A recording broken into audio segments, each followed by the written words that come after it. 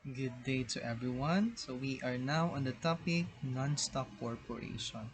So the concept of non-stock corporation, it is one where no part of its income is distributable as dividends to its members, trustees, or officers.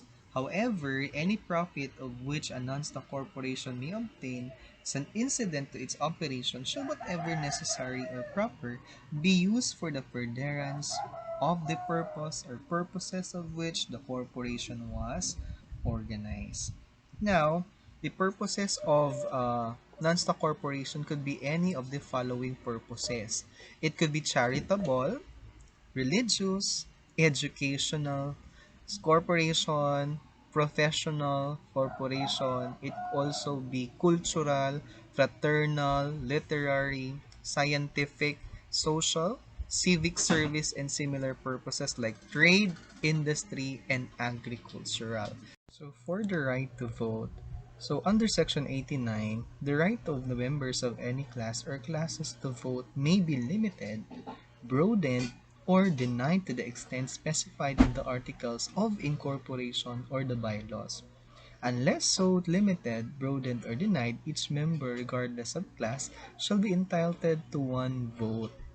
So therefore, the voting rights may be broadened in the Articles of Incorporation or in bylaws of a non-stock corporation by providing a statement or a formula and determining the number of votes to which a member is entitled. So therefore, without any express stipulation, members may cast as many votes as there are trustees to be elected, but they may not cast more than one vote for one candidate unless otherwise if it is provided in the AOI or in the bylaws. However, if the formula is prescribed, a member may therefore have more than one vote. So for instance, the formula may be based on the amount of the contribution of each members. So voting rights may be denied by stating in the bylaws that members who are delinquent in the payment of their dues may not be allowed to vote. So similarly, if the voting rights may be expressly limited to a proprietary member. Therefore, in the absence of an express charter or statutory provision to the contrary, the general rule is that every member of the non-stock corporation has the right to present and vote in all corporate meetings. So conversely, those who are not members have no right to vote. Voting may be expressed personally or through proxies who vote in their representative capacities. Generally, the right to present and to vote in the meeting is determined by the time in which the meeting is held. So, it is emphasized in number one that it may be limited, broadened, or denied if it is expressly stated in the AOI or in the bylaws. So, in a non-stock corporation, the voting rights attached to membership. So, members votes as person in accordance with the law and the bylaws of the corporation. So therefore, each member shall be entitled to one vote unless so limited. So the limitation that may be imposed is regional elections for trustees so long as such mode of election is provided in the bylaws. And the third one, the principle of determining quorum for stock corporation is applied by analogy to non-stock corporation. Only logical conclusion is that the legislature did not have that intention. So under Section 52 of the Corporation Code, the majority of the members representing the actual number of voting rights, not the number of numerical constant that quorum. The best evidence of who were the present members of the corporation is the membership book. So doon tayo magre-refer. So if the intention of the lawmakers was to base the quorum in the meetings of the stockholders or members on their absolute number as fixed in the AOI, it would have expressly specified so. Otherwise, the only logical conclusion is the legislature did not have that intention. So those are the basis on the right to vote in case of non-stock corporation. So we are now on the non-transferability of membership and termination of membership. Under Section 90 for the non-transferability of membership, membership in a non-stock corporation and all rights arising therefrom are personal and non-transferable unless the articles of incorporation or the bylaws stated otherwise. Okay, so general rule, the membership is non-transferable unless na lang kung nakastate siya sa AOI nyo or sa bylaws that it could be transferable. Okay, for the termination of membership, the membership will be terminated in the manner and for the causes provided in the articles of incorporation or the bylaws. So the termination of membership shall have the effect of extinguishing all the rights of the member in the corporation or in its property unless otherwise provided in the articles of incorporation or in the bylaws. So therefore, he will be terminated if you have grounds, okay, to terminate, and the grounds for the termination must be included in your AOI or in the bylaws, so that this will be the basis in measuring if that certain member in a non-stock corporation is possible to for termination. Okay, so that's non-transferability of membership and termination of membership of the members in the non-stock corporation. So let's proceed to the election and term of the trustees. Now, for the trustees and officers, the number of trustees must be or it could may be more than 15 in number as may be fixed in the articles of incorporation or the bylaws. However, the number should not be less than 5 person. So the qualifications of the trustees, okay, to be elected is the trustees must be members of the corporation and majority of them must be residents of the Philippines. So the term of office of trustees, unless otherwise provided in the articles of incorporation or in the bylaws, the term of office shall be as follows. So the term of office of the trustee shall be 3 years, and the trustees first elected shall so classify themselves that the term of the office is office of one-third of their number shall expire every year. So trustees thereafter elected to fill the vacancies shall serve only the unexpired term of the person they replace. So the trustees will be elected or will hold an office for a period of 3 years only. So one-third of the term is expirable in every year. Okay? However, if they fill in the vacancy, they will serve only the unexpired term, not the 3 years term. Okay? So for the person they replace. So the staggering of terms is intended to permit continuity in the management because under this management, the newly elected trustees will also benefit from the expertise and experience of the other trustees whose terms have not yet expired.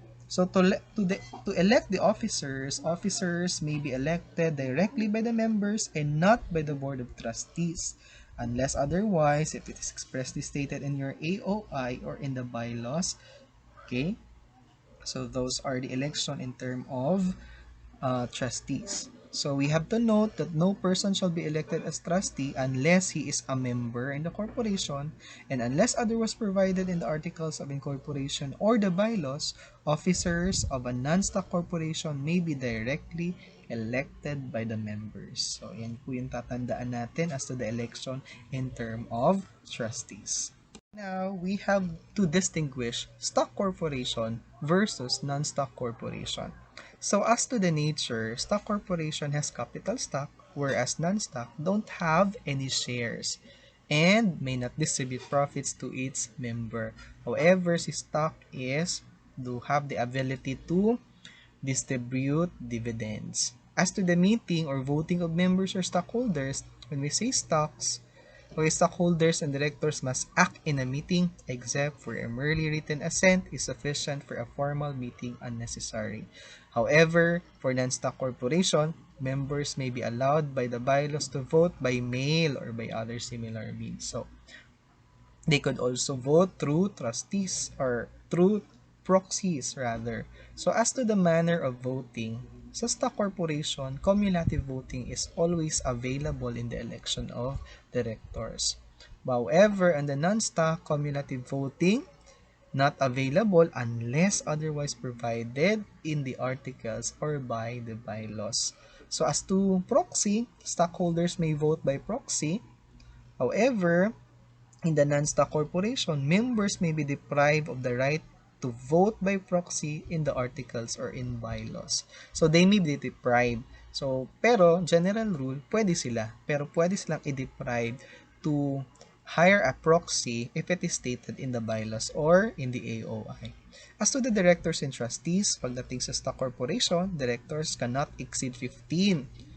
However, in the non-stock, trustees may exceed 15 in number unless, as long as hindi sila maglo-lower than 5.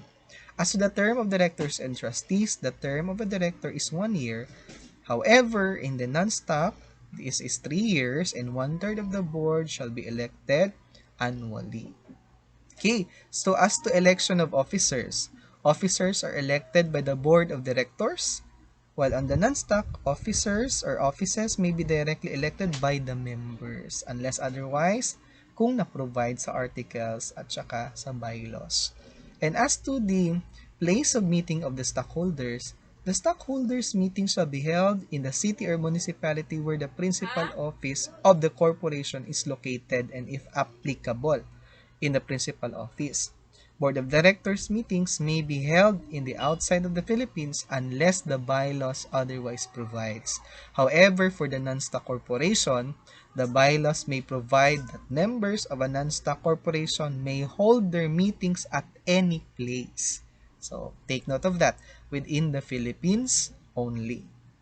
Okay, the trustees' place of the meetings may also be held in or outside the Philippines unless the bylaws otherwise provide. So those are the main differences of stock and non-stock corporation.